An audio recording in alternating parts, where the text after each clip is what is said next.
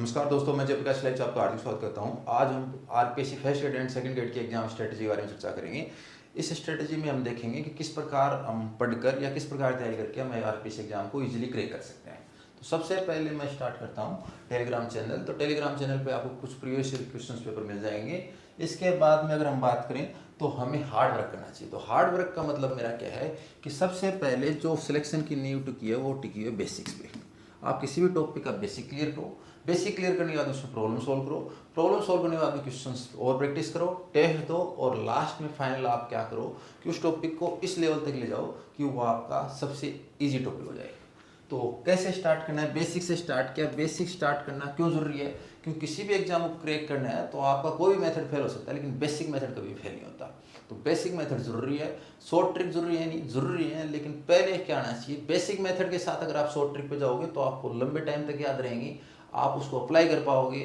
वरना सिर्फ short trick याद है तो हो सकता है कि आप अप्लाई नहीं कर पाओ। तो बेसिक मेथड सबसे ज़्यादा जरूरी है। स्टार्ट करते हैं। मान लो कि आपने कोई फॉर्मूला याद किया और उसको आपको याद करने का तरीका क्या बना रहे हो। जैसे आपने किसी रेडियस ऑफ कर्वेचर टॉपिक पढ़ा और उस टॉपिक पे आपने क्या किया, सभी जो फॉर्मूला है रेडियस ऑफ कर्वेचर के वो याद कर लिया। एक सप्ताह बाद में आपने जब उसका रिवीजन किया तो आप उसके 50% अगर फॉर्मूले भूल गए तो इसका मतलब आप फॉर्मूले को रट ज़्यादा रहे हैं, समझ कम रहे हैं। तो किसी भी फॉर्मूले को याद रखने के लिए उसको किसी न किसी चीज़ से कनेक्ट किया जाता है, उस पर मेहनत की जाती है और वो मेहनत करके आपको क्या करना है, वो फॉर्मूला याद रखना है। फॉर्मूला इजी तरीके से याद नहीं होता, बार बार लिखने से भी हो सकता है कि कुछ दिन ज़्यादा वैलिडिटी हो जाए, लेकिन अगर जिसकी वैलिडिटी मुझे लाइफ टाइम चाहिए तो उसके लिए मुझे कुछ एक्स्ट्रा अप्रोच लगानी पड़ेगी।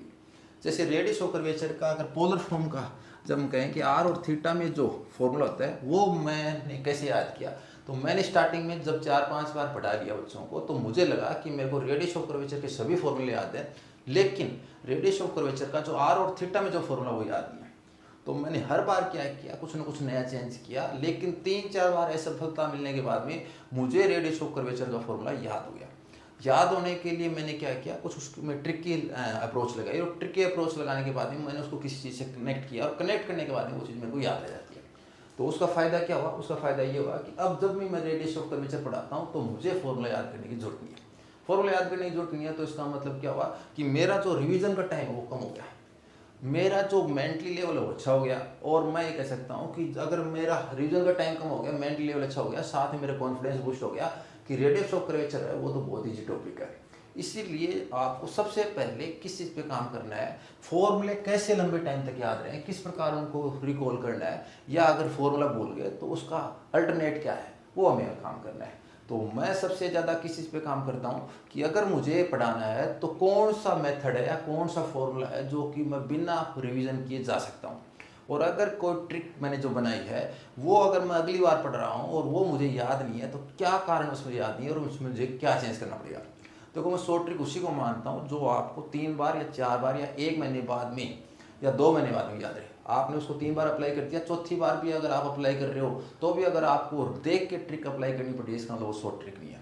शॉर्ट ट्रिक अप्लाई करने का मतलब ये है कि आपको वो ट्रिक याद है और आप उसको 1 साल बाद में, 10 साल बाद में, 20 साल बाद में भी आप उसको अप्लाई कर सकते हैं। मैं उसको शॉर्ट ट्रिक मानता हूँ। तो मेरी जो शॉर्ट ट्रिक्स हैं उनमें मैं इसी प्रकार काम करता हूँ कि अगर मैंने कोई शॉर्ट ट्रिक बनाई है और उसको अगर मुझे अप्लाई करना है तो मुझे उसमें क्या चेंज करना चाहिए।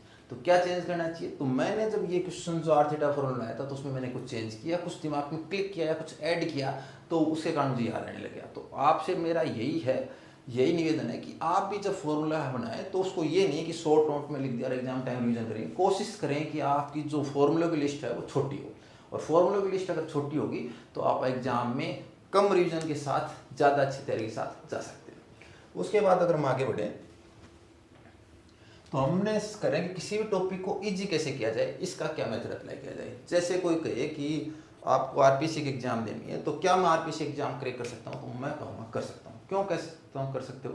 क्योंकि अगर मुझे आज कोई ये कहे कि आप फिजिक्स स्कूल लेक्चर की एग्जाम क्रैक करके दिखा सकते हो तो मैं कहूँगा दिखा सकता हूँ। क्योंकि मैं एक हार्ड वर्कर हूँ और एक हार्ड वर्कर व्यक्ति है वो किसी भी टॉपिक को क्लियर करने की कैपेसिटी रखता है, और किसी भी टॉपिक को अगर आप क्लियर कर सकते हो तो इसका मतलब उसकी एग्जाम भी क्रैक कर सकते हो। तो फिर मैथ्स का बच्चा मैथ्स की एग्जाम क्लियर करने से डरता क्यों है?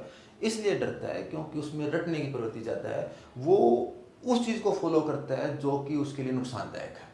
कौन कौन सी चीज़ों को फॉलो करता है वो अभी आज हम देखेंगे इसके वीडियो में। तो सबसे पहले अगर हम बात करें कि मुझे कोई कहे कि न्यूमेरिकल एनालिसिस का टॉपिक कैसे इजी किया जाए, तो जब मैंने एग्जाम दी थी तो मेरे पास एक न्यूमेरिकल एनालिसिस का एक रजिस्टर था। उस रजिस्टर में मेरे नोट्स में मतलब फॉर्मूले लिखे हुए थे और क्वेश्चन का कलेक्शन भी मेरे पास काफ़ी छोटा था।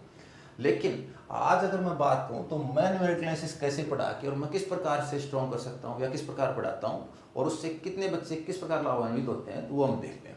मान लो कि मैंने क्लास में न्यूमेरिकल एनालिसिस पढ़ा और मैंने क्लास में 70 प्रॉब्लम सोल्व कर ली। अगर मैंने 70 क्वेश्चन क्लास में करवा दिए तो इसका मतलब अगर उसके 60 टॉपिक में डिवाइड करें तो हर टॉपिक के हिस्से में 10 प्रॉब्लम आ गई, यानी 10 गुणा 7 यानी 70 प्रॉब्लम मैंने करवा दी। अब मैं क्या करना चाहूँगा, 70 प्रॉब्लम पे मैं क्या करूँगा, बच्चों को अप्रोच भी बताऊँगा, कैसे याद रखना है उनको भी बताऊँगा और कैसे कैसे पढ़ना है वो भी बताएंगे। 70 प्रॉब्लम बताने के बाद में सेकेंड स्टेप क्या होती है कि मैं टेस्ट लूँगा। कितने टेस्ट लूँगा, मैं 7 टॉपिक में अगर डिवाइड कर रहा हूँ तो मैं 7 टॉपिक के टेस्ट लूँगा और एक टेस्ट में मेरे पास क्वेश्चंस होंगे वो 30 होंगे, तो कुल मिला के मेरे पास 210 क्वेश्चंस हो गए लगभग। अगर एक टेस्ट में एवरेज 30 क्वेश्चंस के करीब आ रहे हैं तो 7 टेस्ट में टॉपिक वाइज 210 क्वेश्चन हो गए। तो फिर इनका फ़ायदा क्या हुआ, फ़ायदा ये हुआ कि अगर मान लो मैंने किसी टॉपिक में 10 क्वेश्चन करवाए तो उस टॉपिक के मैं क्लास में 30 टेस्ट लूँगा। तो स्वाभाविक है, पहली बात तो बच्चे के दिमाग में क्लियर रहेगी कि क्लास में जो पढ़ाया है उसके अलावा भी टेस्ट में आएगा, तो उसको एक्स्ट्रा पढ़ना है, एक्स्ट्रा पढ़ना है। यही जो सेल्फ स्टडी की आदत है ना, यही आपसे एग्जाम करेक्ट करवाती है। तो बच्चा एक्स्ट्रा पढ़ के आएगा, एक्स्ट्रा पढ़ने के बाद में 10 क्वेश्चन क्लास के होंगे। अब मेरा क्या रहता है कि मैं कहता हूँ कि आपकी एक्यूरेसी क्या है उसको आप नोट करो, आपकी स्पीड है उसको नोट करो और बाकी जो काम है वो मैं देखूंगा। वो कैसे देखेंगे, क्वेश्चन पेपर कौन बनाता है, तो मैं कहूँगा क्वेश्चन पेपर मैं बनाता हूँ। तो क्वेश्चन पेपर बनाने में कितना टाइम लगता है, एक 30 क्वेश्चन का कलेक्शन अगर मैं कहूँ कि मेरे पास ये 350 क्वेश्चन है और ये न्यूमेरिकल एनालिसिस के 350 क्वेश्चंस हैं, इन क्वेश्चंस में मुझे 30 क्वेश्चंस हटाने हैं, तो मैं कह सकता हूँ कि ज़्यादा से ज़्यादा 30 मिनट का काम होगा। और सारा काम अगर 30 मिनट का है तो मुझे फिर टेस्ट पेपर बनाने में 5 घंटे या 6 घंटे या 10 घंटे क्यों लगते हैं। उसका रीज़न क्या है कि मैं पहले क्वेश्चन को सिलेक्ट करता हूँ, फिर मैं उसको टाइप करता हूँ। टाइप करने के बाद में मैं इन क्वेश्चनों में 5 टाइप के क्वेश्चन डालता हूँ। तो 5 टाइप के क्वेश्चन कैसे कैसे डालता हूँ, कुछ क्वेश्चन जो क्लास में पढ़े हैं वो डालता हूँ, दूसरा कुछ क्वेश्चन जो प्रीवियस क्वेश्चन हैं वो डालता हूँ, तीसरा उसके बाद में जो क्वेश्चन मेरे द्वारा बनाए गए हैं, चौथा वो क्वेश्चन जो मैंने कुछ चेंजमेंट करके टेस्ट में दिए हैं, और पांचवा वो क्वेश्चन जो कि कुछ हार्ड क्वेश्चंस हैं। तो इन 5 क्वेश्चंस टाइप क्वेश्चंस के साथ मेरा 30 क्वेश्चंस का एक पेपर का सेट बनता है। तो फिर बच्चा क्या करेगा, बच्चा सबसे पहले किस पे जाता है वो देखते हैं। अगर बच्चा स्पीड पे गया तो मैंने जो चेंजमेंट किया वो क्वेश्चन गलत होंगे और वो बच्चा उस क्वेश्चन को गलत कर देगा। और अगर इजी क्वेश्चन गलत हो गया तो ये मान के चलो कि आप सिलेक्शन की दौड़ से बाहर होते जाते हैं। इसीलिए मैं बच्चों को प्राथमिकता कहता हूं कि आप पहले काम करो एक्यूरेसी पे। अगर आपने एक्यूरेसी पे काम किया है तो स्पीड ऑटोमेटिक बढ़ जाएगी। आप एक हार्ड क्वेश्चन छोड़ सकते हो लेकिन एक इजी क्वेश्चन गलत नहीं कर सकते। तो एक्यूरेसी पे काम करने के लिए क्या करना पड़ेगा, आपको 30 मिनट दिए गए हैं 30 क्वेश्चन के लिए, तो आपको पहले राउंड में हार्ड क्वेश्चन को छोड़ना है और वो सभी क्वेश्चन जो कि आपको आते हैं या आप पढ़ के आए उनको अटेम्प्ट करना है। अगर आपने मान लीजिए पहले राउंड में 20 क्वेश्चन अटेम्प्ट कर लिए, उसमें आपने 20 मिनट लगाई, तो अब आपके पास 10 मिनट बच गई 10 क्वेश्चन अटेम्प्ट करने के लिए। और उनमें से अगर आपने 5 क्वेश्चन और अटेम्प्ट कर लिए तो आपने 25 क्वेश्चन अटेम्प्ट कर लिया। तो एक इंटेलिजेंट बच्चा है वो मेरे टेस्ट में, जो टॉपर बच्चा है वो मेरे टेस्ट में 28 क्वेश्चन तक जाता है और उसकी एवरेज हो सकता है 24 से 28। तो अगर कोई कुछ बच्चा 24 से 28 तक क्वेश्चन अटेम्प्ट करता है तो इसका मतलब मैं मानता हूँ कि वो बहुत अच्छा कर रहा है। इसके साथ मैं देखता हूँ उसकी एक्यूरेसी में अगर उसने 2 क्वेश्चन एक चीज गलत कर दिया तो मैं उसको थोड़ा सा नीचे ले आता हूँ, लेवल लो कर देते हैं। एक्यूरेसी मस्ट है, एक्यूरेसी आप अच्छी रखो, स्पीड ऑटोमेटिकली बढ़ जाएगी। क्योंकि आप स्पीड कब बढ़ा पाओगे, जब आपने हर क्वेश्चन को अच्छे तरीके से मेहनत करके तैयार किया। स्पीड बढ़ गई, एक्यूरेसी बढ़ गई, एक्यूरेसी के साथ स्पीड बढ़ गई। हो सकता है कि आपका इसमें एक हार्ड क्वेश्चन कम हो जाए, लेकिन ये दोनों चीज़ें बन जाती हैं। इन दोनों के बाद में क्वेश्चन पेपर जब मेरे द्वारा बनाया गया है तो टाइप ऑफ क्वेश्चंस मैंने आपको बता दिया। इसमें इजी क्वेश्चंस भी होते हैं, हार्ड क्वेश्चंस भी होते हैं, सब टाइप क्वेश्चन होते हैं। फिर क्लास में टॉपर बच्चा है वो क्या करेगा, टॉपर बच्चा है उस क्वेश्चंस को क्या करेगा, टॉपर बच्चा सबसे ज़्यादा क्वेश्चंस करेगा। सर्टिफिकेट की बात कर रहा हूँ तो अगर जो बच्चा मेरे 7 टेस्ट में अगर टॉप कर गया तो मैं उसको टॉपर का सर्टिफिकेट दे देता हूँ। फिर मैं ये कह सकता हूँ कि उसमें वो योग्यता है, वो किसी भी एग्जाम में टॉप कर सकता है, किसी भी एग्जाम में टॉप कर सकता है। मैंने सर्टिफिकेट क्यों दे दिया? क्योंकि मेरे जो क्वेश्चंस हैं उनमें सब टाइप के क्वेश्चंस हैं, हार्ड क्वेश्चंस हैं, प्रीवियस क्वेश्चंस हैं, चेंजमेंट है, सारे टाइप के जब क्वेश्चंस अगर बच्चा करके टॉप कर रहा है, क्लास में बार बार टॉप कर रहा है, तो उसमें ऐसा कोई कमी नहीं है कि वो एग्जाम में गलती करेगा। और इसी प्रकार से इस मेथड को अप्लाई करके टॉपिक को ईजी में कन्वर्ट किया जाता है। तो कोई कहे कि न्यूमेरिकल एनालिसिस मुझे नहीं आती, मैं कहता हूँ मेरी न्यूमेरिकल एनालिसिस की क्लास लेके देखो। अगर आपने 15 दिन में आपको ये फील ना हो कि न्यूमेरिकल एनालिसिस ईजी है, तो आप मत पढ़ना। और अगर आपको 15 दिन में ये फील आए कि हाँ न्यूमेरिकल एनालिसिस ईजी है, तो बिल्कुल मैं कहूँगा ये ईजी है, बशर्ते कि आपको मेहनत करनी पड़ेगी। मेहनत करने के रूल क्या है? सबसे पहली चीज़ है कि क्लास कंटिन्यू रखनी पड़ेगी। आप मेरी पहली क्लास छोड़ के दूसरी क्लास में बैठ करके आप कतई भी न्यूमेरिकल एनालिसिस नहीं समझ सकते। पहली क्लास आपके लिए मस्ट है। अगर पहली क्लास आपको नहीं आती और अगर आप मेरी दूसरी क्लास में बैठ गए और आप कहोगे कि मैं न्यूमेरिकल एनालिसिस सीख लूँगा, तो मैं कहूँगा ये गलतफहमी है। क्योंकि मेरा जो मेथड है वो मेथड है बेस्ट अप्रोच की तरफ। तो मैं बेसिक मेथड बताता हूँ, लेकिन मेरी जो अप्रोच है उसको करने के लिए मेरी जो बेसिक मेथड्स हैं उनको आपको फॉलो करना पड़ेगा। आपको अगर अपने बेसिक अच्छे कर रखे हैं वो उसमें कोई दिक्कत नहीं है, लेकिन बेस्ट अप्रोच के लिए आपको मेरे मेथड फॉलो करने पड़ेंगे। मेरे मेथड क्यों कह रहा हूँ मैं?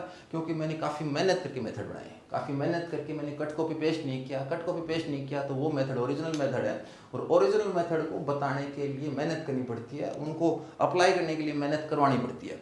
तो ये जो कुछ पैटर्न है वो आपको फॉलो करने पड़ते हैं। अगर आपने ये 60 टेस्ट तसल्ली से मेहनत करके दे दिए, आपने मैंने क्लास में 2.5 घंटे पढ़ाया है, उसको आपने घर पे 2.5 घंटे से 5 घंटे दे दिए, तो श्योर है आपके ऊपर प्रेशर नहीं रहेगा, आप सिलेक्शन के लिए 100% एलिजिबल हैं। लेकिन अगर आपका नंबर ऑफ क्वेश्चंस 15 से भी नीचे है, तो श्योर है कि आप मेहनत नहीं कर रहे। और 15 से कम क्वेश्चन होने का रीज़न एक ही है कि आप सब्जेक्ट के प्रति लापरवाह हैं, आप रेगुलर नहीं हैं, आप कोई न किसी कारण से पढ़ नहीं पा रहे हैं। अगर आपके 15 से 25 के बीच में क्वेश्चन है, और ये मैं कहूँ कि 15 से 23 के बीच में क्वेश्चन है, तो फिर आपके पास एक अल्टरनेट और मैंने देखा बच्चों में। बच्चे क्या करते हैं, कुछ क्वेश्चंस तो साथ में अटेम्प्ट कर लेते हैं, कुछ जो क्वेश्चन उन्हें नए मिलते हैं उनको फिर टेस्ट के बाद में घर पे सोल्व करते हैं, यानी इंप्रूवमेंट जारी रखते हैं। हो सकता है टेस्ट में नहीं कर पाए, लेकिन अगली बार जब भी कोई टेस्ट होगा, इस टाइप का क्वेश्चन होगा, तो इस टाइप के क्वेश्चन को नहीं छोड़ना है। तो इंप्रूवमेंट जारी रहना चाहिए। जो 15 वाला बच्चा है वो अपने अगर क्वेश्चन कलेक्शन में 8 क्वेश्चन और ऐड करता है, तो इसका मतलब उसने अपने क्वेश्चंस में 8 क्वेश्चन सुधार लिए हैं और उसने कुछ ना कुछ नया भी सीखा है। कुछ जो छोटे चेंजमेंट हैं वो मैं जानबूझ के करता हूँ ताकि बच्चे गलती करें, और मैं यही बताना चाह रहा हूँ कि आपकी लापरवाही से एक इजी क्वेश्चन गलत नहीं होना चाहिए। चाहे एक हार्ड क्वेश्चन आप और एक्स्ट्रा छोड़ दो, लेकिन इजी क्वेश्चन गलत नहीं होना चाहिए। तो वो चेंजमेंट क्यों जरूरी है? वो चेंजमेंट इसलिए जरूरी है कि बच्चे में और कॉन्फिडेंस ना आए, लापरवाह ना हो। कई बार मैंने देखा है कि अगर मैं चाहूँ तो मेरी क्लास के क्वेश्चन से अगर मैं टेस्ट में दूँ 2-4 इजी क्वेश्चन और ऐड करते हैं, तो बच्चों को ये लगता है कि मुझे न्यूमेरिकल एनालिसिस आ गई ना। मैं बच्चों को क्लियर कर देता हूँ कि न्यूमेरिकल एनालिसिस तभी आएगी जब आप 270 में से कितने क्वेश्चन कर रहे हो। तो क्लास के बच्चों में कंपटीशन का माहौल रहता है। जो बच्चा एग्जाम के लिए सीरियस है वो एग्जाम को क्रैक करता है, जो बच्चा लापरवाह है वो लापरवाही करेगा, तो सीधी सी बात है एग्जाम में उसको उसका पनिशमेंट मिलेगा। इसके बाद में अगर हम बात करें तो हम ये कह रहे हैं कि कई बार क्या है कि कुछ छोटे मोटे स्टेप भी उठाने पड़ते हैं। जैसे मैंने कई बार देखा बच्चों के किसी का इंटीग्रेशन कमज़ोर है, अगर किसी का इंटीग्रेशन स्ट्रॉन्ग कमज़ोर है तो उसमें उसको क्या करना पड़ेगा। जैसे मैंने जब मुझे याद है जब 12th में था तो इंटीग्रेशन सर ने पहले करवा दी थी, और मैंने इंटीग्रेशन बाद में खुद सेल्फ स्टडी से की थी। मैंने सेल्फ स्टडी से की, लेकिन मैंने सेल्फ स्टडी से इसको बिल्कुल क्लियर करते हुए पढ़ा, और आज मेरा इंटीग्रेशन बहुत स्ट्रॉन्ग है।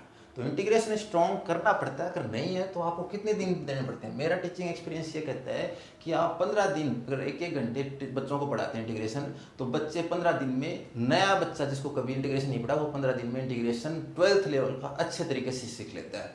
और उसके बाद में अगर आपने डेली यानी आपने एक एक टेस्ट करके 15 टेस्ट और ले लिए, यानी 1 महीने आपने इंटीग्रेशन कर दिया, तो इंटीग्रेशन है वो एकदम ये मान लगता है कि इंटीग्रेशन तो कोई सबसे ईजी टॉपिक है। तो अगर कोई टॉपिक आपका वीक है, वो इंटीग्रेशन है या ट्रिग्नोमेट्री है, जो कि हर किसी टॉपिक में बीच में आते हैं, और वो अगर आपका वीक है तो आपको उसको स्ट्रॉन्ग करना ही पड़ेगा। आप सेल्फ स्टडी से करो, आप यूट्यूब चैनल की मदद से करो, या आप किसी भी तरीके से अपनाओ, लेकिन आपको उसको मजबूत करना पड़ेगा। इंटीग्रेशन इतना हार्ड टॉपिक नहीं है कि हम उसे क्लियर नहीं कर सकते। 11th-12th अगर आपकी वीक है और आप सोच रहे हैं कि आरपीसी सेकंड ग्रेड या फर्स्ट ग्रेड एग्जाम क्रैक कर लेंगे, तो मैं मानता हूँ कि आप गलत हैं। आपका बीएससी वीक हो कि आप एग्जाम क्रैक कर सकते हो, आप उसको स्ट्रॉन्ग कर सकते हो, लेकिन 11th-12th वीक है तो फिर आप आरपीसी के एग्जाम क्रैक करने की संभावनाएं बहुत कम है, या मैं कहूँ कि ना के बराबर है। इसलिए अगर आपका कोई भी टॉपिक वीक है 11th-12th का तो उसको स्ट्रॉन्ग करना चाहिए, बेसिक मेथड्स आना चाहिए। इंटीग्रेशन में मैंने खूब देखा है कि इंटीग्रेशन की शॉर्ट ट्रिक, इंटीग्रेशन की ये शॉर्ट ट्रिक, इंटीग्रेशन की वो शॉर्ट ट्रिक। पहला तरीका बेसिक मेथड। बेसिक मेथड आने के बाद में आप शॉर्ट ट्रिक भी अप्लाई करो, क्योंकि एग्जाम में मैंने जिस प्रकार से शॉर्ट ट्रिक देखी है, बच्चे एग्जाम तक उसको याद ही नहीं रख पाते, और जब याद ही नहीं रख पाएंगे तो काम कौन आएगा? Basic method. तो या तो आपका शॉर्ट ट्रिक इतना स्ट्रॉन्ग होना चाहिए कि आपको वो एग्जीक्यूशन देखते ही क्लियर करे, या फिर आपको बेसिक मेथड पे ज़्यादा भरोसा करना चाहिए। तो इसीलिए मैं कहता हूँ कि अगर आपको 2 मेथड आते हैं तो पहला बेसिक मेथड आना जरूरी है, और बाद में आपको शॉर्ट ट्रिक या जो भी अप्लाई करना है वो देखना है। तो शॉर्ट ट्रिक का मतलब ये नहीं है कि आपने किसी से देखा और वहाँ से कट कॉपी पेस्ट करके अपने यूट्यूब चैनल पे पेस्ट कर दिया, और अपने यूट्यूब चैनल पे पेस्ट करने के बाद बच्चे ने उसको कॉपी में पेस्ट कर दिया। और कॉपी में पेस्ट करना अलग चीज़ होता है, दिमाग में पेस्ट करना अलग चीज़ होता है। अगर आपके दिमाग में पेस्ट हो गया तो आप एग्जाम क्रैक कर दोगे, अगर आपने कॉपी में पेस्ट कर दिया तो रिवीजन करते रहोगे। एक बार रिवीजन करोगे, अगली बार दोबारा भूल गए, दोबारा रिवीजन किया, आपने सुधार तो किया ही नहीं। जब सुधार नहीं होगा तो सीधी सी बात है, आपको उसका आउटपुट नहीं मिलेगा। इसके बाद में अगर हम बात करें तो जैसे ये है वैल्यू पुटिंग मेथड। जैसे मैंने कई बच्चों से सुना है कि वैल्यू पुटिंग मेथड कैसा रहता है, वैल्यू पुटिंग मेथड इजी रहता है या हार्ड रहता है। तो मैं यही कहता हूँ कि सबसे जो रद्दी मेथड है या सबसे खराब मेथड है वो है वैल्यू पुटिंग मेथड। अगर मुझे कोई कहे कि 3 मेथड आते हैं तो आप कौन सा मेथड अप्लाई करो, तो मैं कहूँगा पहले बेसिक मेथड, दूसरा उसके बाद में शॉर्ट ट्रिक या बेस्ट अप्रोच कहो, और तीसरे नंबर पे वैल्यू पुटिंग मेथड। तो वैल्यू पुटिंग मेथड के लिए मैं मना क्यों करता हूँ? क्योंकि मैं कहता हूँ जब तक आप वैल्यू पुट करोगे, अगर आपने उसका पैटर्न समझ लिया तो आपको वैल्यू पुट करने की जरूरत नहीं है, और जब आपको वैल्यू पुट करने की जरूरत नहीं है तो आप क्यों वैल्यू पुटिंग मेथड का काम लेते हो? वैल्यू पुटिंग मेथड का मतलब है कि आप अपने माइंड को काम करने से रोक रहे हो, आपका माइंड काम करना बंद कर रहा है। वैल्यू पुटिंग मेथड का मतलब है कि आप a बराबर 1, b बराबर 2 और c बराबर 3 रखना सीख रहे हो, और वो आप अगर पैसे दे के सीख रहे हो तो इसका मतलब है वो और ज़्यादा नुकसान रहेगा। अगर आपको a बराबर 1 और b बराबर 2 और c बराबर 3 रखने के लिए भी पैसे देने पड़ रहे हैं तो फिर तो आप खुद सोच सकते हो कि आप क्या सीख रहे हो। तो मैंने एक क्वेश्चन किया है, क्वेश्चन किस चीज़ का है? एपी का है। एपी क्यों ले रहा हूँ? क्योंकि एपी में मोस्टली मैंने जिस भी को भी देखा है मोस्टली वैल्यू पुटिंग मेथड काम में लेता है। तो जैसे आपने कोई क्वेश्चन कहा कि किसी समांतर श्रेणी का पीवा पद क्यू है और किसी समांतर श्रेणी का क्यूवा पद पी है, तो अगर इसका आरवा पद क्या होगा या इसका पी प्लस क्यूवा पद क्या होगा? तो ये जो मेथड है, ये जो क्वेश्चंस हैं वो एक पैटर्न पे बेस्ड हैं, और अगर आपको पैटर्न आता है तो आपको वैल्यू पुट करनी नहीं पड़ेगी। आप p बराबर 1 और q बराबर 2 रखोगे, उससे पहले तो मैं आपको आंसर बता दूंगा, और अगर मैं आपको आंसर बता दूंगा तो इसका मतलब मैंने मेहनत किस पे की है? मैंने मेहनत की है पैटर्न को समझने में। अगर आपने मेहनत पैटर्न को समझने में की है तो आप एग्जाम में टाइम बचाई कर लोगे। मेरा सिर्फ एक क्वेश्चन आपसे, क्या ऐसा कोई स्टूडेंट है जो p बराबर 1 या q बराबर 2 पुट करना नहीं जानता? और अगर नहीं जानता और वो एग्जाम क्रैक कर लेगा क्या? आप कोई भी आरपीसी का एग्जाम देख लेना, अगर ये क्वेश्चन आएगा तो जो भी सिलेक्टिव बच्चा है वो इसको सही करके आएगा, चाहे वैल्यू पुट करके आओ, चाहे मेथड से करके आओ। लेकिन कौन होगा जिसका टाइम मैनेजमेंट सबसे अच्छा होगा, एक्यूरेसी किसकी सबसे अच्छी होगी, वो क्या करेगा? बाकी क्वेश्चन में अच्छा करेगा। इस क्वेश्चन के भरोसे अगर आप सोच रहे हो कि ये क्वेश्चन मेरा करेक्ट हो जाएगा, बाकी सबका गलत हो जाएगा और मेरी आरपीसी की एग्जाम क्रैक हो जाएगी या मेरी वो एग्जाम क्रैक हो जाएगी, तो आप गलत फहमी में है। इस क्वेश्चन को सभी करेंगे और 99% वैल्यू पुटिंग से करेंगे, लेकिन जीतेगा कौन? जीतेगा वो जो इसका पैटर्न समझेगा और जो इसको 5 सेकंड के अंदर कर देगा। जहां आप 1 और 2 पुट करोगे उससे पहले जिसको पैटर्न आता है उसका आंसर टिक मार करके अगले क्वेश्चन में बढ़ जाएगा। तो हम क्या करना चाह रहे हैं? दूसरा इसका नुकसान क्या है कि मान लो कि आपने p बराबर 1 और q रखना 2 रखना भी सीख लिया और आपने मेहनत भी कर ली, और ये सबसे इजी क्वेश्चन है 1 और 2 पुट करने का, इसलिए मैंने इसको लिखा है। इसमें भी आपको अगर 15 सेकंड लग रहे हैं तो थोड़ा हार्ड क्वेश्चन होगा तो हो सकता है 30 सेकंड लगे, और हार्ड हो सकता है 1 मिनट क्वेश्चन लगे। लेकिन अगर क्वेश्चन ये आ गया कि एक समांतर श्रेणी के प्रथम 6 पदों का योग 42 है, इसके 10वें पद और 30वें पद का अनुपात 1:3 है, इस समांतर श्रेणी का 13वां पद क्या है? तो हमें क्या दे रखा है? सम ऑफ फर्स्ट 6 टर्म क्या दे रखा है? पी का 42 दे रखा है, और रेशियो दे रखा है 10th टर्म और 20th टर्म का, और पूछा क्या है? इसका 13वां पद 13th टर्म पूछिए। तो कैसे करेंगे इस क्वेश्चन को, ये मैं कहना चाह रहा हूँ। तो देखो मैं यही कहना चाहूँगा, अगर आप ये क्वेश्चन कर रहे हैं तो आप इसको वैल्यू पुटिंग मेथड से तो कर ही नहीं सकते, तो वैल्यू पुटिंग मेथड तो खत्म ही हो गया, वैल्यू पुटिंग मेथड तो रोल 0 हो गया। 150 क्वेश्चन के पेपर में वैल्यू पुटिंग मेथड के 1 या 2 क्वेश्चन आते हैं और हम उस बेस पे जाते हैं कि वो क्वेश्चन हमारा एग्जाम में हमें सक्सेस करा देंगे और हम ये बोल जाते हैं कि वो 2 क्वेश्चन तो सभी करेंगे। तो इसलिए मेरी ये राय है कि वैल्यू पुटिंग मेथड से बचें, माइंड को शार्प करें, माइंड को क्या करें, एक्टिव करें।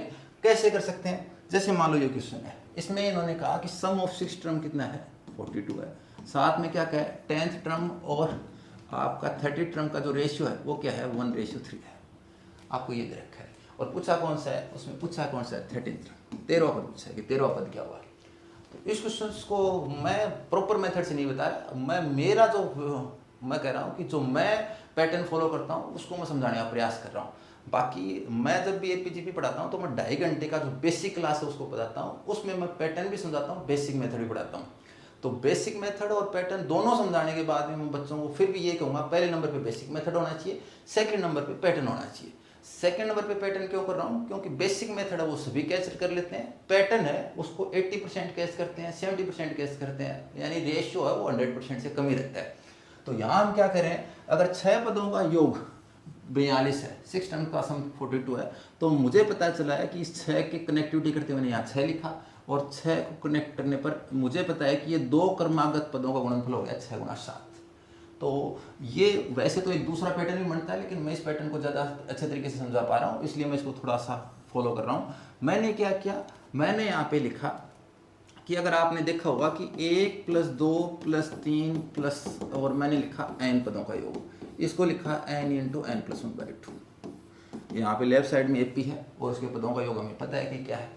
अगर यहाँ पे हम देखें तो ये 2 क्रमागत पद है, जब 2 क्रमागत पद है तो इसका मतलब बट्टे में कुछ नहीं होना चाहिए, बट्टे में कुछ नहीं होना चाहिए। तो मैंने इसको 2 को हटाने के लिए प्रत्येक पद को 2 से गुणा कर दिया, तो 2 से गुणा कर दिया तो ये हो गया 2 + 4 + 6, प्रत्येक पद को 2 से गुणा कर दिया तो ये 2n और ये यहाँ पे आ गया n × n + 1। यानी मैंने जो n पदों का योग ज्ञात किया था उसका फॉर्मूला ये था और यहाँ पे भी मैंने n ही पद लिए हैं, उनका फॉर्मूला ये हो गया। अब अगर मैं यहाँ पे बात करूँ तो ये पहला पद a1 है, यहाँ ये a2 है और यहाँ ये n वां पद है। तो मुझे पता है अगर an मतलब कितना हो, 2n हो, तो उसके n पदों का योग n × n + 1 होता है। मुझे यहाँ पे दे रखा है 6 × 7, तो n की वैल्यू 6 हो गई, तो n की वैल्यू यहाँ पे कितनी कितनी है, 6। यानी 6 पदों का योग कितना दे रखा है, मुझे 42 दे रखा है। और अगर मैं n यहाँ पे 6 लूँगा तो यहाँ पे अगर आप कोई भी पद निकालना चाह रहे हैं, यानी 6 पदों का योग 42 दिख रहा है, पता चल रहा है आपको, यहाँ पे n का मान 6 रखते 42 जो है, मैं बता सकता हूँ किन किन पदों का योग 42 होगा। तो 2 + 4 + 6 + 8 + 10 + 12, यानी छठा पद अगर 12 होगा, यहाँ तक अगर हम जोड़ेंगे तो इन 6 पदों का योग कितना आएगा, 42 आएगा। मैंने आपके सामने सीरीज बता दी कि ये सीरीज बनेगी। अब कोई कहे कि बताओ भाई 10वें और 30वें पद का अनुपात क्या हो, तो मुझे पूछा कि 10वां पद तो मैं 10 रखूँगा तो 20 मिल जाएगा। तो अगर मैंने यहाँ 20 रखा और यहाँ पे मैंने क्या रखा, यहाँ मुझे 30 निकालना है तो 30 रखें तो 60 आ जाएगा।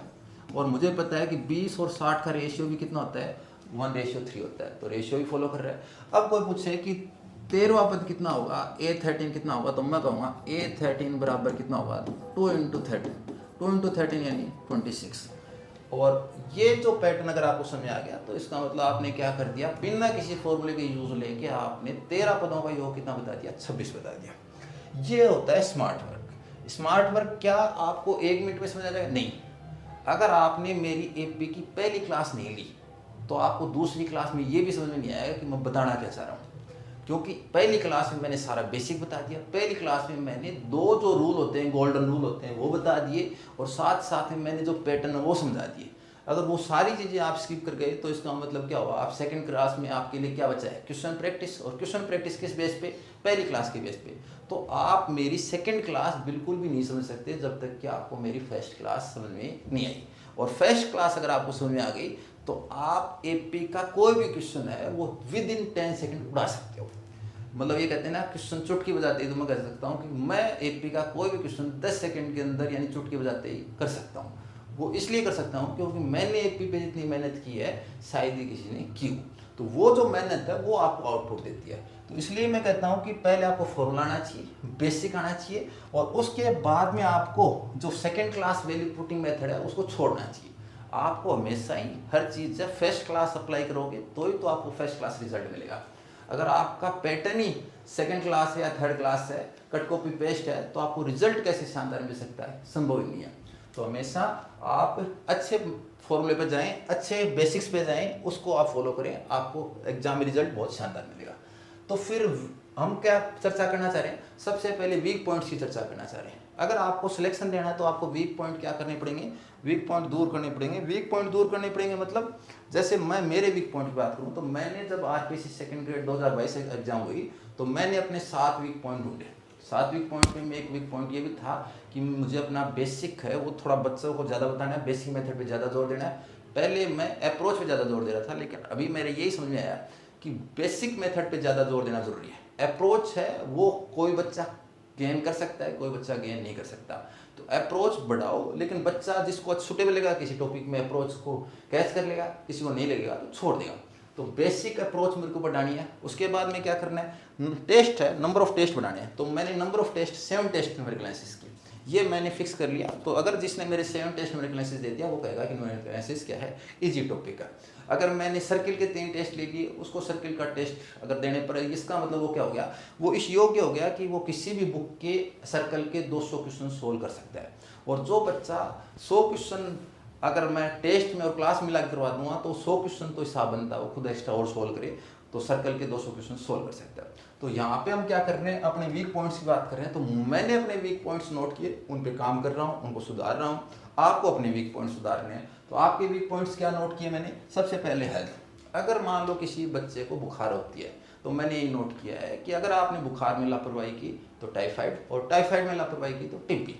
इसलिए बुखार में कभी भी लापरवाही नहीं करें। कोई कहे कि आप पढ़ाई कब करना पसंद नहीं करोगे, तो मैं कहूँगा जब मैं अनहेल्दी होता हूँ, यानी मैं अस्वस्थ होता हूँ, तो उस समय पढ़ना पसंद नहीं करूँगा। बाकी और कोई रीज़न मैं नहीं मानता कि पढ़ने के बीच में आना चाहिए। तो अगर आप अस्वस्थ हैं तो पहली प्राथमिकता है कि आपको बुखार है तो 3 दिन का एक कोर्स है वो लो, उसके बाद में 5 दिन तक रेस्ट करो। 5 दिन तक अगर बुखार वगैरह कुछ नहीं होता है तो जांच करवाने की जरूरत नहीं है, अदरवाइज आप जांच कराओ और बीमारी को दूर करो। उसके बाद में हम बात करेंगे तो सिलेबस की। सिलेबस मैं कहूँगा कि आपको 100% सिलेबस कवर करना चाहिए। अगर कोई ये कहता है कि आप ये छोड़ दो और ऐसा करके चल जाओ तो मैं उसके पक्ष में ना हूँ। मैं कह रहा हूँ कि आप सिलेबस 100% करो। आप उसमें हो सकता है कि 70% अच्छा कर लो, 20% आप मीडियम कर लो, 10% लो लेवल का कर लो, लेकिन सिलेबस कितना करो? 100% करो। अगर आपने मिला के 70% किया है तो इसका मतलब आपके 30% सिलेबस कम होने के कारण आपके चांस 40 से 50% तो सिलेक्शन से वैसे ही कम हो गए। और आप एग्जाम क्रैक करने जा रहे हो, उसमें कोई भी रूल फॉलो नहीं करता। जो ज़्यादा अच्छा परफॉर्म करेगा वो सिलेक्शन देगा, और अगर आप 30% छोड़ के जा रहे हो तो ज़्यादा अच्छा परफॉर्म करने के चांसेस नहीं है।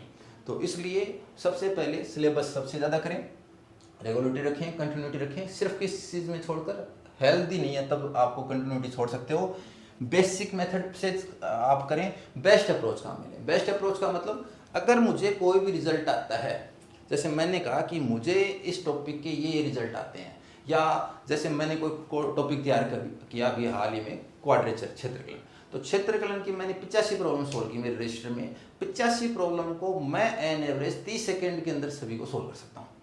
तो 85 प्रॉब्लम किसी भी क्वाड्रेचर क्षेत्रकलन की अगर 85 प्रॉब्लम है, कोई भी प्रॉब्लम मेरे सामने 30 सेकंड नहीं टिक रही है, तो इसका मतलब मैंने उसमें मेहनत की है, उसमें मेरे पास बेस्ट अप्रोच है। लेकिन सबसे पहले मेरे पास क्या है? बेसिक मेथड है। मैं सबसे पहले बेसिक मेथड अप्लाई करता हूँ। बेसिक मेथड अप्लाई करने के बाद में अगर बेसिक मेथड से भी अगर मैं क्वेश्चन सोल्व नहीं कर पा रहा हूँ तो इसका मतलब तो फिर मेरा बेसिक कमजोर है। लेकिन मैं साथ में बेस्ट अप्रोच रखता हूँ, तो बेस्ट अप्रोच अप्लाई करता हूँ। बेस्ट अप्रोच इधर उधर हुई तो मेरा बेसिक मेथड काम करेगा। बेसिक मेथड काम करेगा ही करेगा, क्योंकि मेरे को सभी क्वेश्चंस के बेसिक मेथड आते हैं। तो आपको भी क्या करना है? आपको बेस्ट अप्रोच अप्लाई करना है, लेकिन बेसिक मेथड के साथ अप्लाई करना है। रटने की प्रवृत्ति को कम करना है। अगर आपने रटना स्टार्ट कर दिया, इसका मतलब वो टॉपिक आपको समझ नहीं आ रहा, और टॉपिक समझ नहीं आ रहा और आपने रटना स्टार्ट कर दिया, तो मैं तो ये मानता हूँ जिसको किसी चीज़ का लिंक क्लियर नहीं है तो वो रटेगा तो भी वो ज़्यादा टाइम तक याद नहीं रहेगा। इसलिए कोशिश करें कि टॉपिक को समझने का प्रयास करें। ज़्यादा नहीं है तो आप उसको 50% समझ लें, लेकिन रटने वाले पोर्शन को तो क्या करना है? हटाना ही है। अगर मैंने भी कोई मेथड पढ़ाया है और मैं अगली बार उस मेथड को नहीं याद रख पा रहा हूँ तो मुझे उसमें चेंज करना ही पड़ता है। और वो जो चेंज करके मैं तब तक उस मेथड को वेरीफाई नहीं करता जब तक वो मेरे को बेस्ट रिजल्ट नहीं देता। तो मेरे पास खूब ऐसे क्वेश्चंस हैं, खूब ऐसी शॉर्ट ट्रिक्स हैं जो मैंने बनाई हैं, लेकिन उनको बाद में मैंने छोड़ दिया। मैंने वही शॉर्ट ट्रिक अपने सिलेबस में रखता हूँ जो कि मैं अगली बार बिना पढ़े जाके और मैं बच्चों को बता सकूँ। तो उसके लिए मैं क्या करता हूँ, होमवर्क करता हूँ, और होमवर्क भी कितना, बहुत ज़्यादा। मैंने एक शॉर्ट ट्रिक बनाने के लिए 5-5 घंटे भी दिए हैं, 15-15 घंटे भी दिए हैं, एक महीना भी दिया है। लेकिन शॉर्ट ट्रिक बनने के बाद में उसका रिजल्ट है वो आपको शानदार मिलेगा, कट कॉपी पेस्ट नहीं मिलेगा। ऐसा नहीं कि मैंने किसी से भी उठाया और कहीं पे भी चिपका दिया। कट कॉपी पेस्ट नहीं है, मेरी खुद की शॉर्ट ट्रिक्स हैं, मुझे विश्वास है। क्यों विश्वास है? क्योंकि मैंने बनाई है, क्योंकि मैंने उसको बेसिक मेथड को समझा है, उसको मैंने यूज़ लेके अप्रोच बनाई है। उसके बाद में टाइम वेस्ट ना करें। आईपीएल, टीवी सीरियल कुछ भी है, फेसबुक वगैरह, टाइम वेस्ट करने से बचें, कट कॉपी पेस्ट से बचें। रिवीजन स्ट्रेटेजी होनी चाहिए। रिवीजन स्ट्रेटेजी के लिए देखो, मैं ये कहता हूँ कि पहले आपने टीचर के साथ पढ़ लिया, उसके बाद टीचर के साथ टेस्ट दे दिए, और उसके बाद भी आपको 1-2 बार रिवीजन प्रॉपर सिलेबस के साथ करते रहना है। और वो टाइम आपको हो सकता है कि आप संडे टू संडे फिक्स कर दें, आप छोटा छोटा टाइम मैनेजमेंट करके डेली का 15 मिनट, आधी घंटा ऐसा कर दें, या कोई भी आप तरीका अपनाएं, लेकिन आपका रिवीजन स्ट्रेटेजी है वो फॉलो होनी चाहिए। उसके बाद में कॉन्फिडेंस, आप जितनी ज़्यादा मेहनत करोगे कॉन्फिडेंस बूस्ट होता जाएगा, जितनी कम मेहनत करोगे आपको डर हावी हो जाएगा, आप भय के माहौल में रहोगे। अगर आप नया क्वेश्चन देखते हो, नया क्वेश्चन देखते ही आपका माइंड काम करना स्टॉप कर देता है, और अगर आप ये कह रहे हो कि मैं क्वेश्चन को स्टार्ट ही नहीं कर पाता, तो इसका मतलब मैं सीधा कहूँगा कि आप रटते हो, या आप एक लिमिटेड पोर्शन करते हो, या फिर आपको ये है कि मैं ये 30 क्वेश्चन करके जाऊँगा, इसमें से एग्जाम में क्वेश्चन आ जाएगा। ऐसा आज के ज़माने में संभव नहीं है कि आप 30 क्वेश्चन करके जाओगे और वो 30 क्वेश्चन करके नहीं जा पाएंगे। आपको वो 30 क्वेश्चन आते हैं और आप एग्जाम में कर दोगे और बाकी के गलत हो जाएंगे, और आपका सिलेक्शन हो जाएगा, बाकी रह जाएंगे। क्या पॉसिबल है? खुद अपने से क्वेश्चन करो कि क्या ऐसा पॉसिबल है कि जो मैं 30 क्वेश्चन कर रहा हूँ बाकी नहीं कर पा रहे, और है ना मेरा तो सिलेक्शन हो जाएगा, बाकी का नहीं हो पाएगा। कतई संभव नहीं है। अगर आपको नया क्वेश्चन देखते ही झिझक होती है, आप नहीं कर पा रहे हो, तो आपका मेथड गलत है, आपका पढ़ने का तरीका गलत है, उसको चेंज करने की जरूरत है, उसमें सुधार करने की आवश्यकता है। टेस्ट जितना दिए जाएं उतने बेस्ट हैं। तैयारी करके दो, हर बार टेस्ट में से सीखो, गलतियां करो, सबसे पहले अप्रोच अच्छी करो, स्पीड बढ़ाओ, एक्यूरेसी सुधरेगी, स्पीड सुधार लो। मैं कह रहा हूँ कि कुछ बच्चे तो ऐसे होते हैं जो टेस्ट के दम पर एग्जाम क्रैक कर लेते हैं। अगर उनको में कॉन्फिडेंस अच्छा है और वो टेस्ट के दम पे एग्जाम क्रैक कर लेते हैं, क्योंकि हम सीधा आरपीएससी में एग्जाम देख के पता लगाएंगे कि हमें कमी क्या है, तो वो बहुत बड़ा गलत डिसीजन है। टेस्ट एक ऐसा साधन है कि आप ये कहो कि एक ऐसा उपाय है जो कि आपको बहुत नाम मात्र के खर्चे में आपकी कमी बता देता है। इसलिए टेस्ट सीरीज या टेस्ट है उसको जितना उसके उतना मेहनत करके देना चाहिए। इसके बाद में लेवल ऑफ टेस्ट है। देखो, टेस्ट भी 2-3 प्रकार के हैं। एक बेवकूफ़ बनाने वाला टेस्ट होता है, एक मेहनत वाला टेस्ट होता है। मैं अगर एक टेस्ट पेपर बना रहा हूँ तो मुझे उसमें काफ़ी टाइम लगता है, लेकिन मैं सब टाइप के क्वेश्चन डालता हूँ। बच्चे को पहले ही पता चल जाता है कि अगर ये टेस्ट पेपर मुझे करना है तो मुझे मेहनत करनी पड़ेगी। अगर आपको क्लास के पढ़ाए हुए क्वेश्चन ही टेस्ट में मिल रहे हैं, कुछ चेंज नहीं है, तो इसका मतलब आपको एग्ज़ाम में श्योर है कि कुछ ना कुछ प्रॉब्लम फेस करनी पड़ेगी। अगर आप लकी हैं तो बच जाओगे, लेकिन होता यही है कि 100 में से 99% बच्चे इस टाइप के मेथड के, इस टाइप के घटिया टेस्ट के कारण ना एग्जाम से बाहर जाते हैं। तो टेस्ट का लेवल अच्छा होना चाहिए, टेस्ट में हर टाइप के क्वेश्चन होने चाहिए, प्रीवियस क्वेश्चन होने चाहिए, टेस्ट में खुद के बनाए क्वेश्चन होने चाहिए, टेस्ट में आपका थोड़ा बहुत चेंजमेंट होना चाहिए, टेस्ट में हार्ड क्वेश्चन होने चाहिए, टेस्ट में सभी टाइप के क्वेश्चन होने चाहिए। तो मैं खुद कह रहा हूँ कि टेस्ट में जो क्वेश्चंस हैं उनको कलेक्शन करने के लिए, यानी एक एक क्वेश्चन का कलेक्शन करने के लिए भी मेहनत करनी पड़ती है, लेकिन वो मेहनत के दम पे अब मैं कह सकता हूँ कि मेरे पास जो सेकंड ग्रेड का, फर्स्ट ग्रेड का क्वेश्चंस का कलेक्शन है, वैसा कलेक्शन किसी के पास भी नहीं है। मेरे पास जो शॉर्ट ट्रिक्स का कलेक्शन है, ऐसा किसी के पास ही नहीं है। कट कॉपी पेस्ट हो सकता है, ओरिजिनल मेरे पास है, मैंने मेहनत करके बनाया है, इसलिए मेरे मेथड हैं, कहीं भी यूट्यूब चैनल पे नहीं मिलेंगे। मैं जो अप्लाई करूँगा वो मेरी मेहनत से अप्लाई करूँगा। हो सकता है कोई आईआईटी की बेस्ट फैकल्टी हो, उसके पास कुछ मेथड मिल जाए, लेकिन ऐसा नहीं है कि अरे गेरे नथु गेरे के पास वो शॉर्ट ट्रिक्स मिल जाए। तो मेरी जो अप्रोच है 11th 12th 9th 10th और बीएससी की, मैं मानता हूँ बेस्ट अप्रोच है। मेहनत करके पहले हार्ड वर्क किया है, फिर स्मार्ट वर्क किया है, बेस्ट अप्रोच की है, जहाँ मुझे कमी लगी उसमें सुधार किया है। तो ये चीज़ें आपको भी करनी पड़ेंगी। फॉर्मूला अगर आप भूल जाते हो तो मेरा यही मानना है कि आप रटते हो, आप उस पर टाइम नहीं देते। मैं क्लास में फॉर्मूला लिखवाता हूँ तो मैं यही कहता हूँ कि इसको मैं ऐसे याद रखता हूँ, आप अपना देख लेना।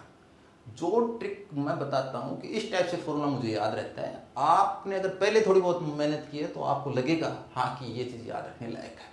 और अगर आपके पास फॉर्मूलों का कलेक्शन है, फॉर्मूलों का जो कलेक्शन है वो इतना ज़्यादा हो जाता है कि एग्जाम में रिवीजन के लिए फॉर्मूले ज़्यादा हुए तो आप एग्जाम में रिवीजन में क्वेश्चन कैसे करके आओगे।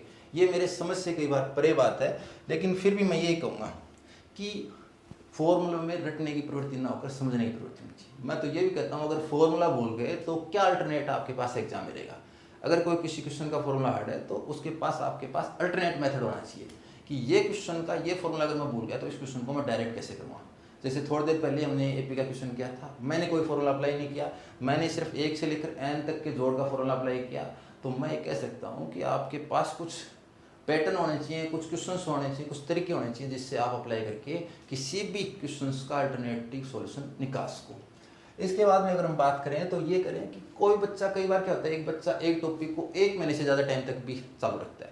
तो हो सकता है कि जिसका बेसिक ही बहुत कमजोर है तो चलेगा, लेकिन जो बच्चा अच्छे लेवल का है वो एक टॉपिक को 1 महीने से ज़्यादा टाइम दे रहा है, हो सकता है कि 6 महीने भी दे रहा है, तो इसका मतलब वो क्या कर रहा है, वो या तो तैयारी नहीं कर रहा या फिर उसका जो पढ़ने का पैटर्न है वो गलत है। तो सेल्फ स्टडी के या एक सबसे बड़ा नुकसान है कि हम किस टॉपिक में कितने ज़्यादा लंबे टाइम तक उलझे रहे हैं, कुछ आइडिया नहीं लगता। तो सेल्फ स्टडी के बहुत फ़ायदे भी हैं लेकिन बहुत नुकसान भी हैं।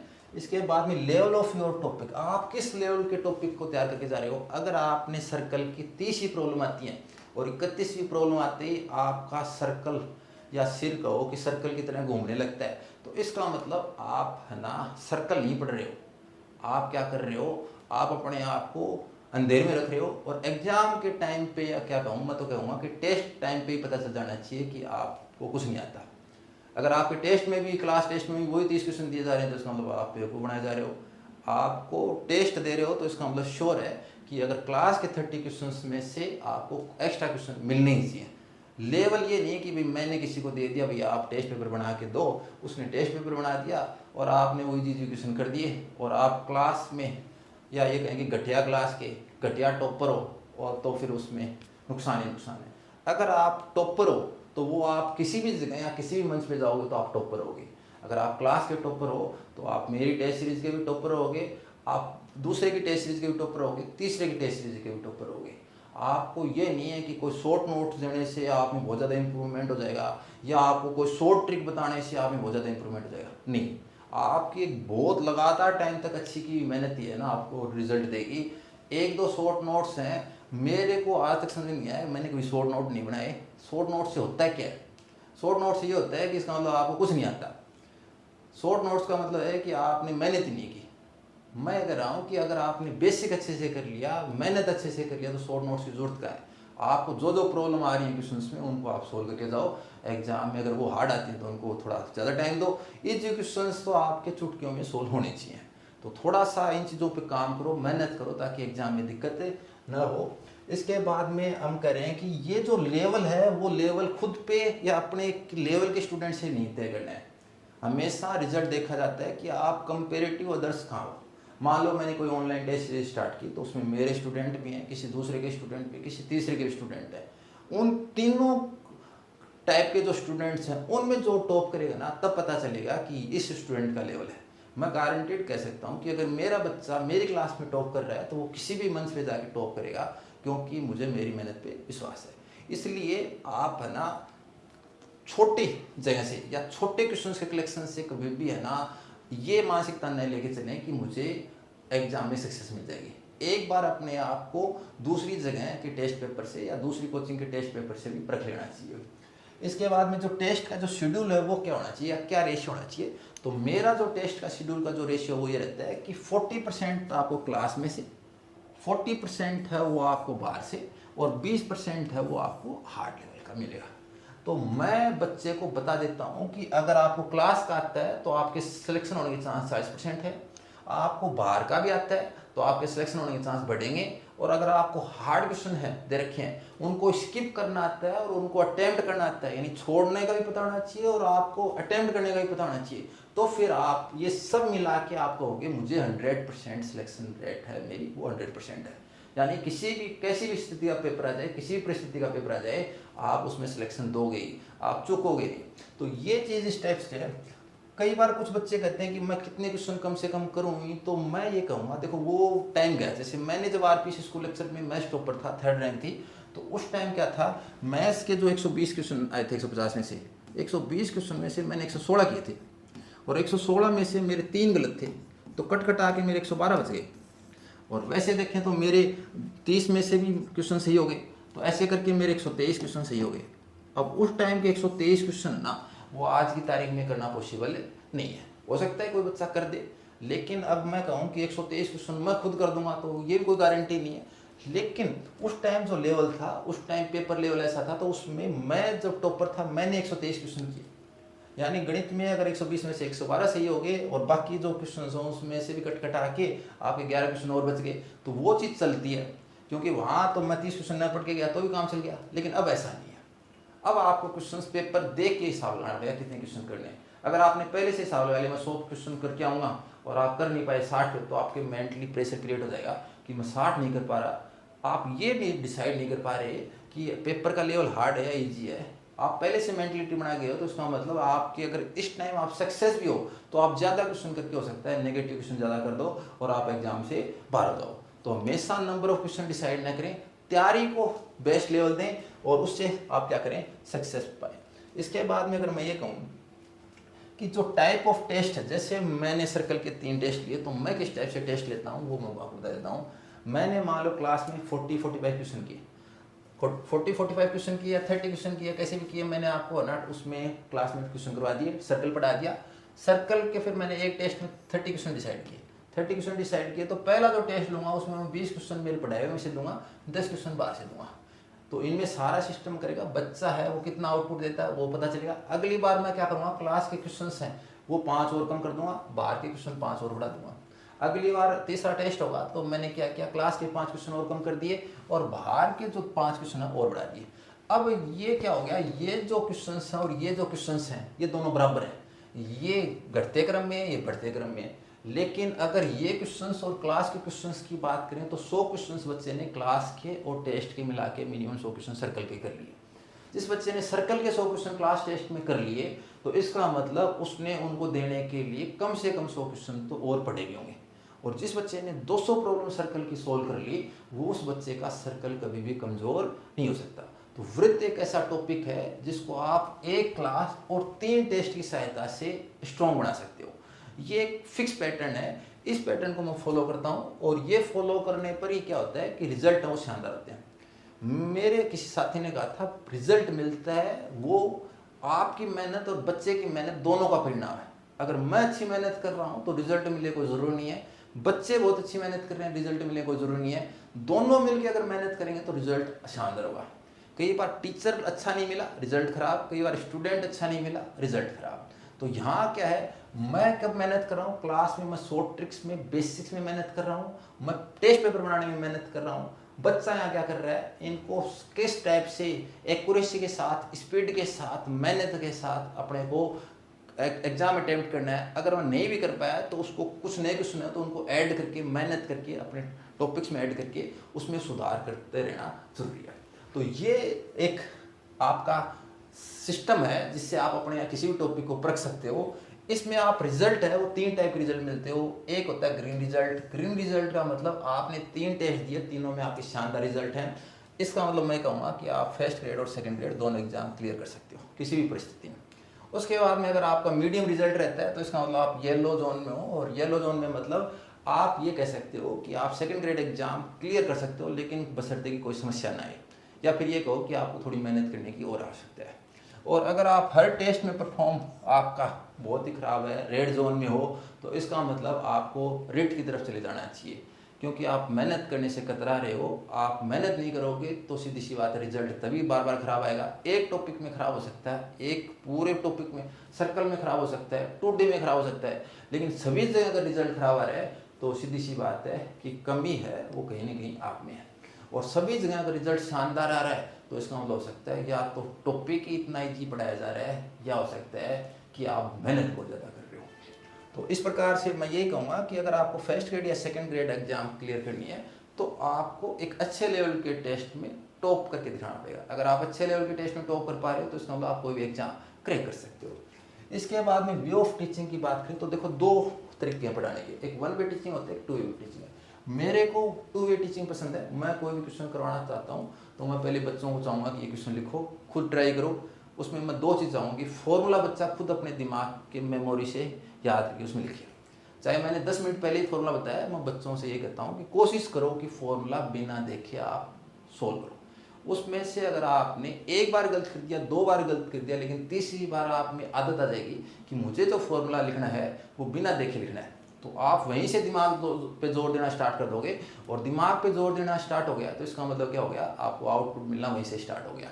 यहाँ पे हम क्या कर रहे हैं, जैसे way of attempt question paper, अगर यहाँ पे हम क्या चाहेंगे, जैसे क्वेश्चन से मैंने कोई करवाया तो उस क्वेश्चन को आप कैसे अटेम्प्ट कर रहे हो ये भी काफ़ी डिपेंड करता है।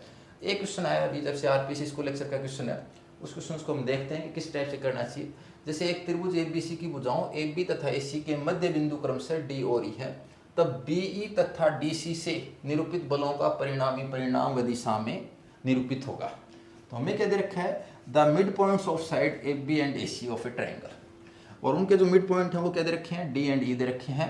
और रिजल्टेंट फोर्स है वो किससे रिप्रेजेंट हो रहा है, BE और DC से हो रहा है। और इसका फाइनल जो रिजल्ट है वो आपको क्या आएगा वो हमें देखना है। तो मैं इस क्वेश्चन को ये कहना चाह रहा हूँ कि इस क्वेश्चन को कैसे अटेम्प्ट करना है वो आप देखोगे, क्या अप्रोच होनी चाहिए। ठीक है, तो अप्रोच जरूरी क्यों है, बेस्ट अप्रोच जरूरी क्यों है वो आपको पता चलना चाहिए। क्योंकि एक क्वेश्चन ऐसा है कि जिसको आप मेथड से सोल्व नहीं कर पा रहे, हो सकता है आप अप्रोच से सोल्व कर दो।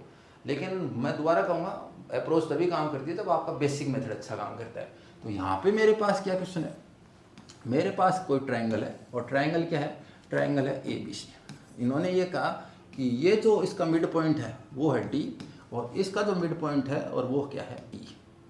ये जो इस टाइप से है, इस पे दो फोर्स दे रखे हैं, एक कौन सा दे रखा है, एक फोर्स दे रखा है अपना B, और दूसरा जो फोर्स दे रखा है वो कौन सा दे रखा है DC। ये हमारे पास क्या है, दो आपको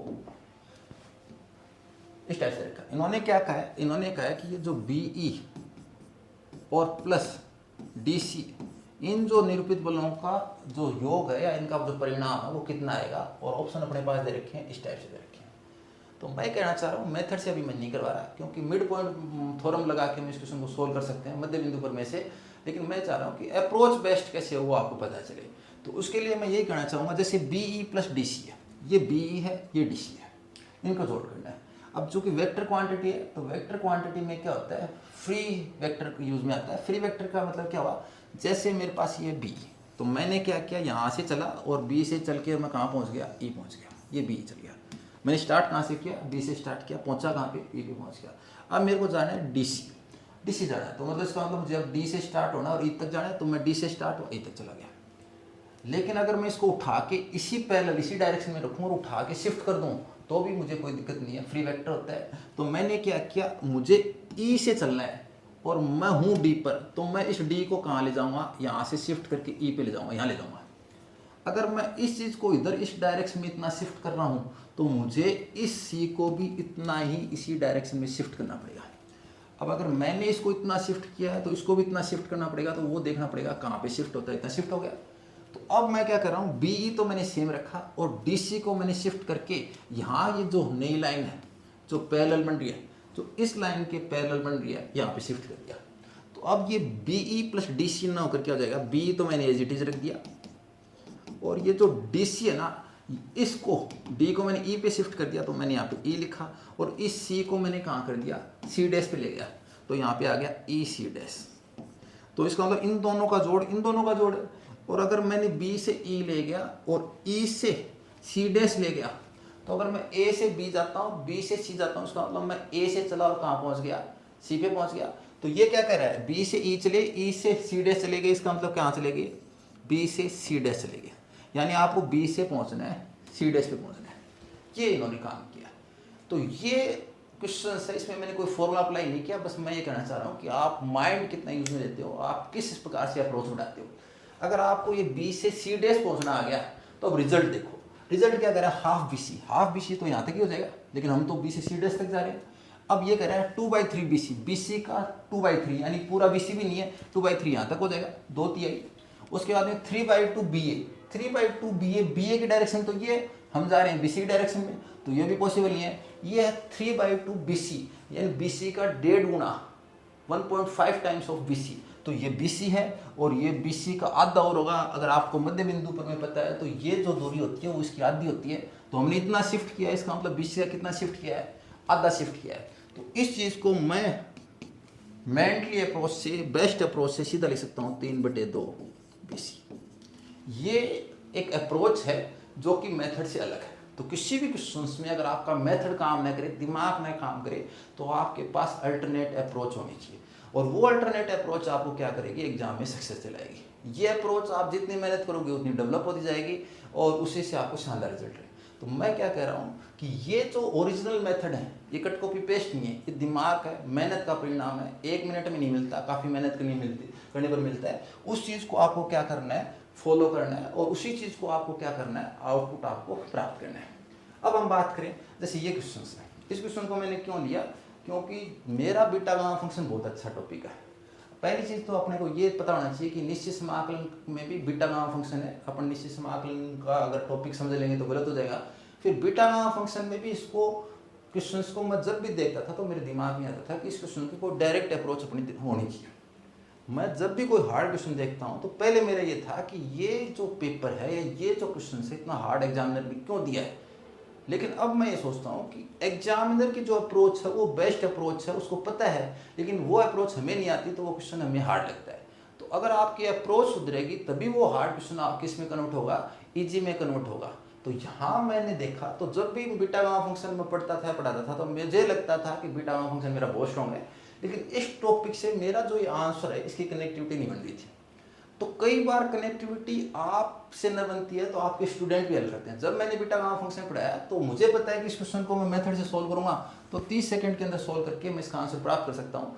लेकिन अगर एक बार आपके दिमाग ने कह दिया कि हाँ कुछ अप्रोच है, कोई शॉर्ट ट्रिक है और जिसको आपको पता होना चाहिए, तो आप उस पर बार बार वर्क करोगे। मैंने इस पर बार बार काम किया लेकिन मुझे कोई रिजल्ट नहीं मिला। लेकिन मेरे स्टूडेंट ने मुझसे कहा कि सर ये ऐसे भी सॉल्व कर सकते हैं क्या। अब मेरी बताई हुई किसी ट्रिक को उसने और जनरलाइज करके और ये सॉल्यूशन मुझे बताया, मुझे बहुत अच्छा लगा। तो आपकी शॉर्ट ट्रिक्स बनती कैसी हैं, आप एक अच्छे ग्रुप में डिस्कशन में आप पढ़ते हो, आपके स्टूडेंट्स का लेवल बहुत अच्छा हो, तब आपका क्या करेंगे, मेरी 10 में से 9 ट्रिक मेरी बनाई होती है, लेकिन एक ट्रिक में स्टूडेंट्स की हेल्प होती है, या ये कहें कि किसी न किसी तरीके से अप्रोच से मैं उन ट्रिक को बना पाता हूँ। तो आपका 10% जो इम्प्रूवमेंट है किसकी सहायता से होता है, आपके स्टूडेंट्स की सहायता से होता है। तो इस टाइप से जब भी आपको लगे, तो इसीलिए मैंने कहा कि जो भी आप कोई क्वेश्चन सोल्व करो, अगर आपसे सोल्व नहीं हो रहा तो इसका मतलब या तो आपकी बेसिक्स में कमी है या आप रटने की प्रवृत्ति ज़्यादा है। अगर आपको जिस दिन ये लगने लग जाए कि ये क्वेश्चन ऐसे भी हो सकता है, इस टाइप से भी कर सकते हैं, या आपके स्टूडेंट आपके साथ डिस्कस करना स्टार्ट करते हैं, तो इसका मतलब आपका लेवल भी अच्छा है, आपके स्टूडेंट्स का लेवल तो और भी अच्छा है। तो ये चीज़ मैं चाह रहा हूँ कि एग्जाम सक्सेस करनी है तो थोड़ा सा अपना लेवल बढ़ाएं, थोड़ा सा मेहनत करने से कतराएं नहीं, थोड़ा सी मेहनत ज़्यादा करें और अपनी अप्रोच है वो बेस्ट अप्रोच में बदलें। तो मैं यही चाहूँगा कि आप इस चीज़ को फॉलो करके आरपीएससी एग्ज़ाम आसानी से क्रैक करें। कोई और आपका सुझाव या कुछ हो तो मुझे व्हाट्सअप कर सकते हैं, मुझे कोई और आपको सलाह देनी है या आपको मुझे कोई सलाह देनी है तो मुझे सलाह देनी होगी तो मैं ज़रूर कोई नया वीडियो लेके आऊँगा। आपका भी कोई सुझाव हो तो मुझे व्हाट्सअप करके ज़रूर बताएं। मेरा Telegram channel JP math solutions के बारे में ये कहना चाहूँगा कि उस पर मैंने स्टेट 2023 का एक पेपर डाल रखा है। उस पेपर में क्वाड्रेचर के 2 क्वेश्चन हैं, दोनों क्वेश्चन शानदार क्वेश्चन है। तो पहले उस टॉपिक तक मैंने जब 83 क्वेश्चन क्वाड्रेचर के कर लिए थे तब तक वो क्वेश्चन मेरे पास थे नहीं, तो मुझे लगता था मेरा क्वाड्रेचर बहुत स्ट्रॉन्ग है। लेकिन जब वो 2 क्वेश्चन आए तो फिर मेरी अप्रोच ये हो गई कि क्वेश्चंस हार्ड नहीं है, कहीं ना कहीं यहाँ पे शॉर्ट ट्रिक अप्लाई होगी। तो शॉर्ट ट्रिक अप्लाई आपसे जरूर नहीं है कि 1 मिनट में जाए। उस स्टेट 2023 के क्वाड्रेचर के क्वेश्चन को शॉर्ट ट्रिक बनाने में मुझे 5 घंटे से ज़्यादा टाइम लगा। तो मेहनत बहुत ज़्यादा करनी पड़ती है, लेकिन मेहनत ज़्यादा करेंगे तो रिजल्ट भी शानदार होगा, इसमें कोई दो राय नहीं है। धन्यवाद।